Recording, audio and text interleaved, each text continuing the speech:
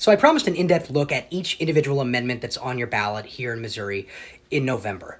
So we're going to start with amendment number 1, which originally was HAR 35 when it was passed out of the State House last year. This is probably one of those, let's call it less sexy aspects of government, where we're going to talk about what the treasurer here in Missouri is allowed to invest taxpayer money into. Basically, as it stands today, the Constitution of Missouri only allows them to invest in super safe things like treasury bonds, as an example, for a restricted amount of time because you want to have that money available when you need it in the state.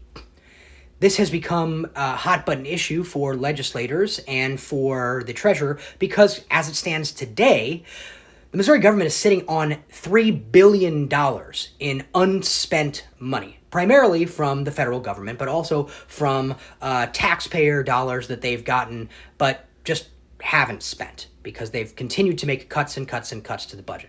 Some additional context is to say that until very recently, we had historic low interest rates, which means that on super safe investments like bonds, you also had a really low return. And considering that the state is sitting on so much cash, legislators and the treasurer want to be able to expand so they can get more of a return on their investment. However, that situation has changed. The Fed has significantly increased interest rates. You probably know this if you're looking at buying a home or getting a loan right now. And because of that, things like these safe investments, like government bonds, have significantly increased. Treasury bonds are now above 4% return. So the world is a little bit different than when this was originally proposed. That's number 1.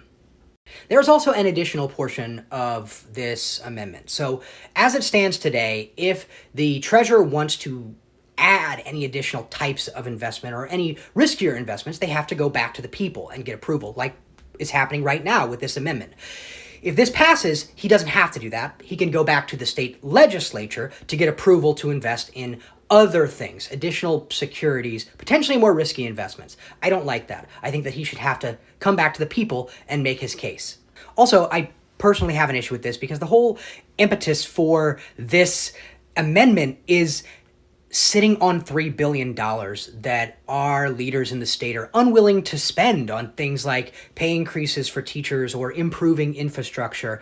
And instead, they want to try to get a better return on the money that they're sitting on. So yeah, by and large, it's not the end of the world if this thing passes, but I am still voting no.